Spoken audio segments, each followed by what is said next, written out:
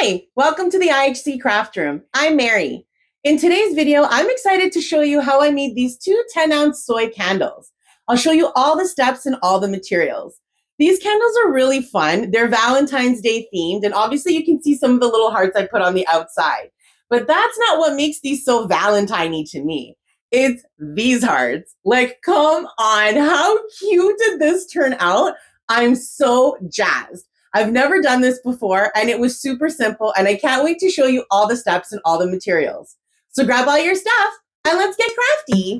This is Mary. Welcome to the IHC Craft Room.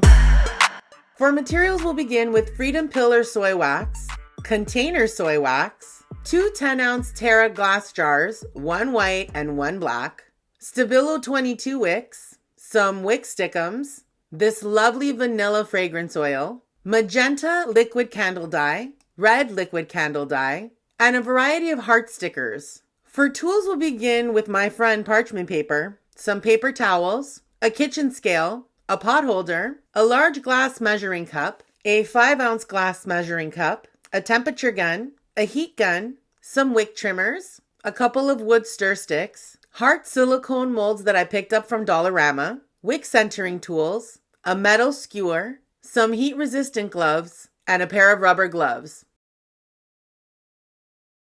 For these candles, we'll start by making the hearts. As always, I'll protect my scale with parchment paper and a paper towel, and I'll keep an extra paper towel handy just in case, because I'm quite the disaster, folks. Before we dive any deeper, we need to calculate how much wax and fragrance oil we're going to need, so let's go ahead and jump into some candle maker math. These two TERRA jars have a max capacity of 10 ounces, but I'm aiming for 9 ounces per candle with a 10% fragrance load. Full disclosure, I'm completely guessing how to split the wax between the hearts and the filler. I have no idea how to do it. So I'm gonna go with 100 grams of wax with 10 mils of fragrance oil for the hearts, followed by 200 grams of wax and 20 mils of fragrance oil for the filler wax. Altogether, that should land me right around the 9 ounce per candle mark. Fingers crossed.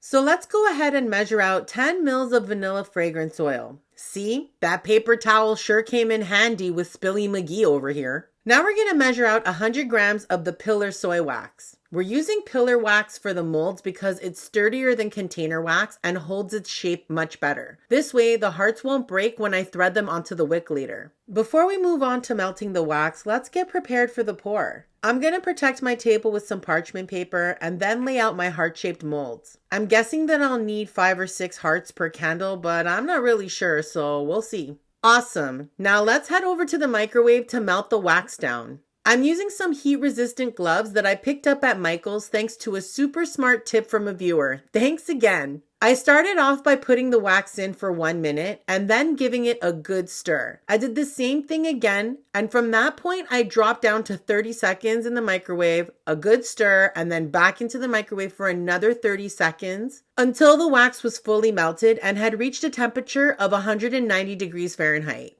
Now let's add in some red candle dye. I used 3 drops because I wanted a really vibrant red. I'll give that a really good stir and then we'll add in the fragrance oil and stir that really well before I go ahead and pour the wax into the heart molds. Bueno. Alrighty, let's do that all over again, but this time we'll use some magenta liquid dye instead. I'll spare you from watching me melt the wax again and we'll just skip ahead to adding the liquid dye. So here's where Mary screwed up. I really should have only added 1 drop of magenta, at most maybe 2, but a 3rd one dropped in before I could put the dropper away, and I was and still am super bummed about it because I really wanted these hearts to be like a lightish pink color. Oh well, there's no use crying over spilled liquid dye, am I right? Let's move on. I'm gonna let these hearts cure for 24 hours before we move on to the filler wax. It has now been 24 hours since I poured these hearts, so let's go ahead and get our vessels wicked and ready. I'm going to wipe off the bottom of each wick so that it bonds well with the wick stickum, and then drop them into the center of each jar. I'll use my wood stir stick to make sure they're stuck down really well. Now let's focus on poking some holes into our wax hearts. I recently used this method for the first time in the winter themed candle tutorial I released. And it was very effective, so I tried the same thing here. However, these hearts are much thicker than the snowflakes were, and while trying to melt a hole into the first heart, my impatience got the better of me, and I ended up with a broken heart. Wah wah. Ain't that always the way, huh?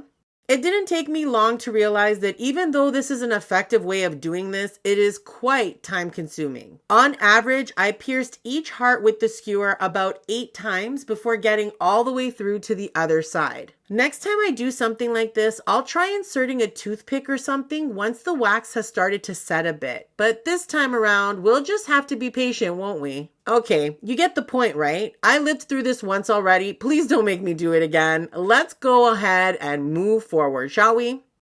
For this filler wax, I've melted 400 grams in total, combined with 40 grams of fragrance oil, and I'll split that between each candle. I anticipate having some left over because I definitely did melt more than just the 9 ounces I would need for each candle, but I don't think there'll be a lot left. It'll be fine. Once we have the fragrance really well incorporated, it'll be time to call upon our patience muscle and wait for the wax to cool. This part is really the key. We have to wait for the wax to cool down to around 100 to 110 degrees Fahrenheit. That way, when we pour in the wax around the hearts, the heat of the melted wax won't melt the hearts and ruin the effect we're shooting for. So, patience is key here. It really, really is. All right, you get the point. Now let's get to the fun part. I mean, I find this all fun, but whatever, you know what I mean. Now that our wax has cooled down enough, I'm going to pour a tiny bit at the bottom of the jar before I add the red broken heart in around the wick and try to put it back together a bit. Then I'll go ahead and thread the rest of the red hearts onto the wick one by one. Like, come on, how cool does this look? I have to admit, I was giggling to myself while I was doing this because I'm like, oh my god, this looks so cool. I love it. Let's do the same thing with the magenta hearts. I only needed 5 hearts to reach the perfect height in both candles.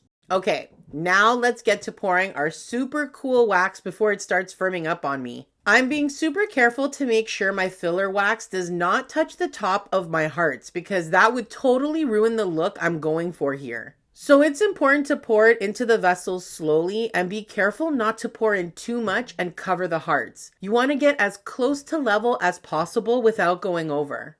I'm not gonna lie, that was a bit intense, but I'm very pleased with how these candles are looking. I'm gonna pop on some wick centering tools just to be cautious, because really with all those hearts on the wicks, they aren't likely to move much. Now let's give these candles 24 hours to set and we'll see if they turn out the way I'm hoping they will. Let's get the wick centering tools off and cut the wicks down to about 1/4 inch above the wax and have a look at how these candles set. Both of these candles turned out beautifully. I'm so pumped. The white candle with red hearts has a nearly smooth top. Container wax is pure soy wax, and that means it naturally has a bumpy textured look that adds a unique character, but this black candle is a bit too textured because I poured this one last, and the wax had started to set a bit too much, so I'm gonna try to melt the edges here to smooth them out a bit without melting the heart. I did make it bleed a tiny bit. Oh man. So far in this video, I've had a fully broken heart and now a bloody one. Oh boy. Sometimes love really does hurt. Now for a final touch, I'm going to add some of these super cute heart stickers to the outside of our candle vessels. In a matter of mere days, I'll be identifying as a 45-year-old woman, but she still loves her stickers, don't she? Oh, yes, she does. She does. So cute. I love the way this looks. I can't wait to light these candles and see how they burn. Let's go. Alrighty, here we go. Let's light both of these little cuties up. Bye-bye, pretty hearts. It's time for you to get melty. At the 30-minute mark, we have a nice strong flame on each candle with a little melt pool forming in the center of each heart.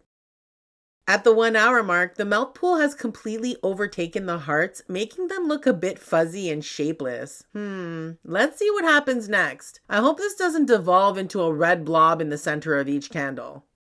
At the 2 hour mark, we still have a solid flame on each candle. And I'm pleased to see that now that the melt pool has spread so close to the vessel walls, you can see the heart shape through the melt pool. I'm so happy with that. How cool does that look? At the 3-hour mark, our melt pool has almost but not quite reached the vessel walls. And I'm not complaining though, because I'm extremely pleased with these burn results. I'm so happy with the fact that you can see the heart shape through the melt pool. Absolutely brilliant. I was hopeful, but I didn't really think it would work. Awesome. So what do you think? I consider this an overall win. I was really pleased with how these candles turned out. There was definitely a couple things that didn't go my way, but overall, the candles performed really well. They were super cute. I loved the hearts on top. Obviously, now that I've already melted them, you're not going to see that heart on top, but I am really interested in seeing if when you do the second melt, if that top liquefy layer of wax is enough to be like kind of see-through that you can see the heart underneath. Because you could see the heart as it was melting. I mean, it looked a little blurry around the edges because of all the wax on top, but you could totally still see it. And I really love that. So I'm thrilled and I'm so excited to see what happens on the second melt. So stay tuned for that. But I'm really interested in knowing what you think about how this whole candle making experiment went. Tell me what you think in the comments. I'd love to talk to you about it. If you're interested in learning a little bit more about candle making, check out one of these videos. And don't forget to subscribe so that we can continue to get crafty together. Toodaloo!